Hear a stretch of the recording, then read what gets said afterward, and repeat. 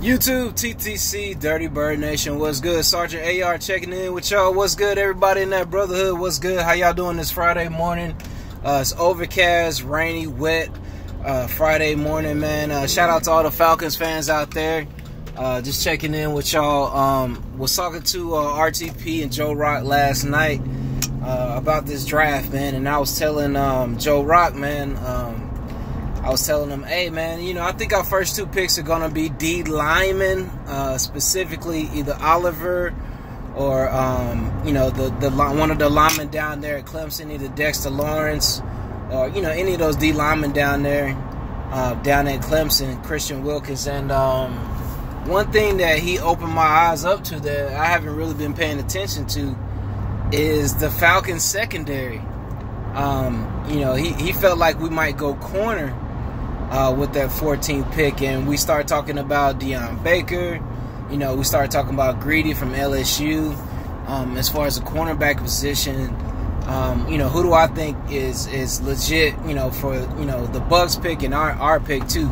You know what I'm saying? So that's something I really didn't pay attention to, honestly, man. Was that, you know, we did get rid of Alford.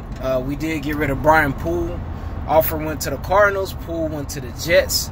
So it's two more open slots, you know what I'm saying? Two more positions right there. Is Isaiah Oliver ready to step up and be a starter? I really don't know. So, you know, something Joe Rock pointed out to me, man, with that cornerback position, man. What do we do with this 14th pick? Do we go corner? Has there been anybody that stood out at the cornerback position that can, you know, fit in our defensive scheme, that 4-3 under cover 3 scheme that we always run? Are they physical enough? Are they long enough to handle the receivers that we have in NFC South? You know, particularly Mike Evans. Funches is going from the Carolina Panthers, but, you know, Panthers always going to have decent receivers. They got that guy from University of Maryland last year, you know what I'm saying? And then the Saints, you got to deal with Michael Thomas and their group of receivers and Drew Brees. So,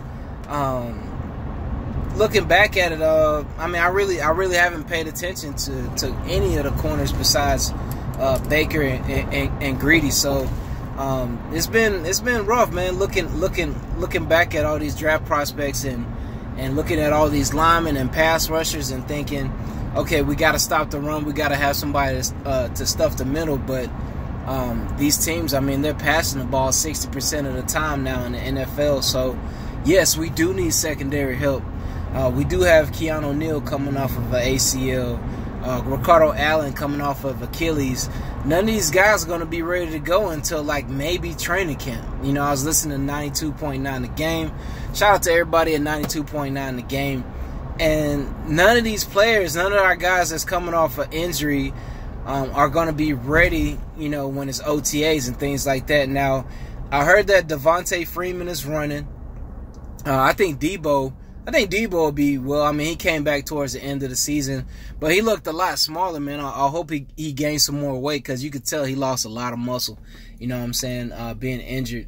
So you got Debo coming back. You got, you know, Devontae Freeman coming back. But then, you know, at the strong and the free safety position, man, you got two starters coming off of severe injuries. So hopefully those guys are ready to, you know, get in and contribute and do their thing and, you know, get us back to being a top 10 defense like we were in the 2017 season. You know what I'm saying? It's just been crazy, man. I think that's a position I overlooked.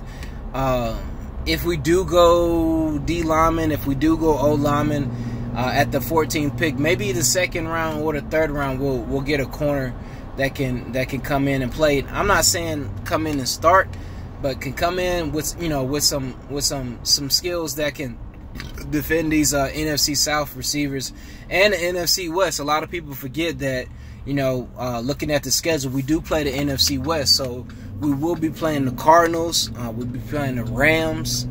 We'll be going out there playing the 49ers, you know what I'm saying, and the Seahawks. So definitely a lot of competition if you look at the moves that the Cardinals made, if you look at the moves that the Rams made, you know what I'm saying. The Seahawks, they're always going to be competitive, you know what I'm saying. Then the 49ers, I mean, they got Coleman, so we're going to play Tevin Coleman, you know what I'm saying. We're going to play whoever the 49ers pick with the second pick of the draft. We're going to be going head-to-head against those guys. So maybe I did overlook that position, and maybe I need to look at, you know, more the draft prospects at corner now.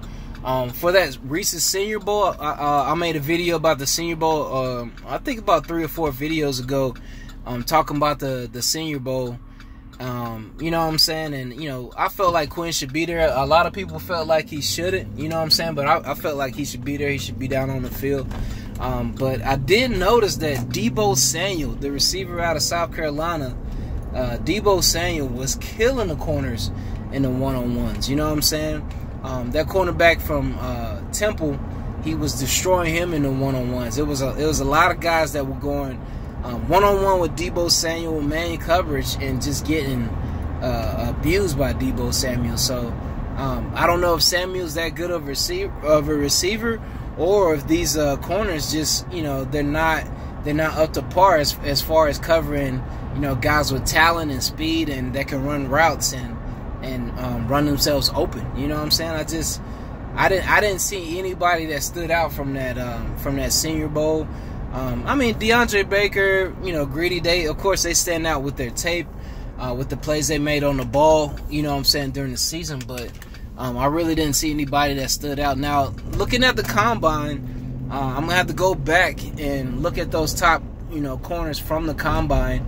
I mean, the combine doesn't tell everything, but you can tell by the corners and the safeties, their hip fluidity, their speed, you know, the way they break on the ball and play the ball. That can give you kind of a glimpse on what kind of cornerback they would be, you know, going into the draft. So I might have to go back and look at that footage from the NFL Network, and then make a decision on who, you know, I would think is going to be a good corner prospect for the Dirty Birds. But shout out to Joe Rock, shout out to RTP, also shout out to the neighbors, you know what I'm saying. Thanks for making them vids, man. Just checking in with y'all, you know, just another Falcons fan down here in the Dirty South, you know what I'm saying, down here on the outskirts of Atlanta, doing my thing, taking care of business. So I will get up with y'all later. Let me take a look at these corner prospects, and then I'll come back with another vid on that cornerback issue for the Dirty Birds, because we're down 2, you know what I'm saying. So anyway, this is Sergeant AR checking out with y'all. Y'all take it easy. I'll get up with y'all in the next vid. All right, peace.